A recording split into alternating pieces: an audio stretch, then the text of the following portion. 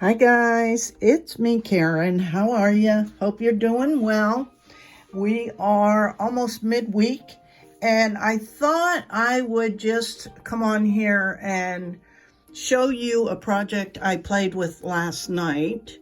And I can go ahead and do a tutorial if anyone's interested, but it's kind of going to be pretty simplified after I explain it to you.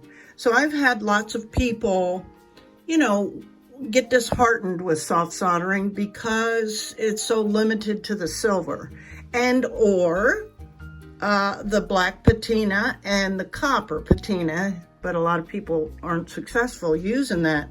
So they want to know if you can do, if there's a gold toned patina or whatever, and there is not.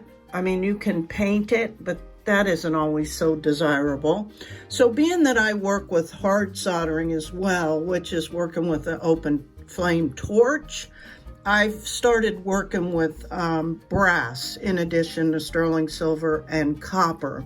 So I thought I would play with some brass wire and see what it looked like to just incorporate it into kind of, a mixed metal piece.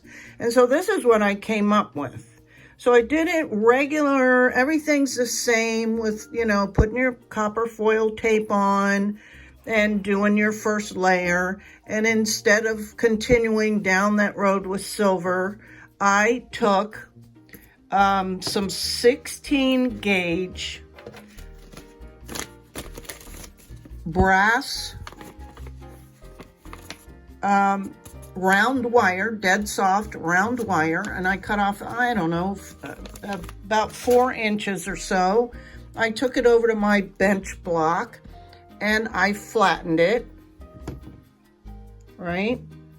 And then on one side, and then on the other side, I got one of my metal stamping, this is kind of like a border stamp, and just, went along and textured it. And that's what I applied here.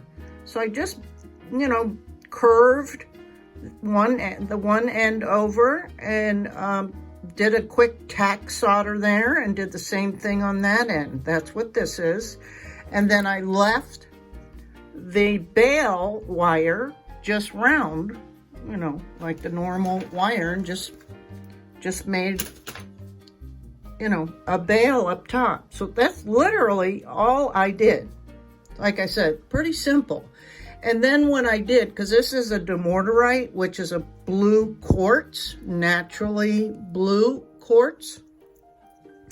And the blue quartz beads I had were much lighter in color. So I looked in my stash and found these are actually blue aventurine and some gold stainless steel beads, and did a little pattern on here to pull out the brass on this piece. And I think it looks fantastic.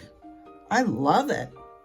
And what I did was I used beading chain. This is called Coriana chain. And I notice now that Amazon is starting to carry it. You can get it in stainless steel as well, because that's all I use when it comes to chain, because it doesn't tarnish, or it takes a long time if it does tarnish. The worst thing I've noticed in stainless steel after years is it might lose its luster a little bit, but with a little polish you can bring that back. But this is like a beading wire, and it'll fit right through most anything. You can see these tiny little, these are probably 2 millimeter beads, and it fit fine through there. So you do have to use a different end piece for it. This is called a clamshell, and then you just use little crimp beads to keep things in place, right? So anyway, that's all I use. That's the difference here. And if y'all would like me to do a tutorial on another piece, I'm happy to do that. But I figured this is so easily explained. If you've done any soldering at all, you'll you'll understand exactly what I did. It's simple. It really is. Totally doable. And there you have a gold piece. I'm so excited about it. So I hope that you like it, and I hope you'll give it a try. If you have any questions, you can comment, and please subscribe if you haven't already, and share these videos with people you think might be interested in learning how to soft solder. Thank you guys so much. I appreciate you.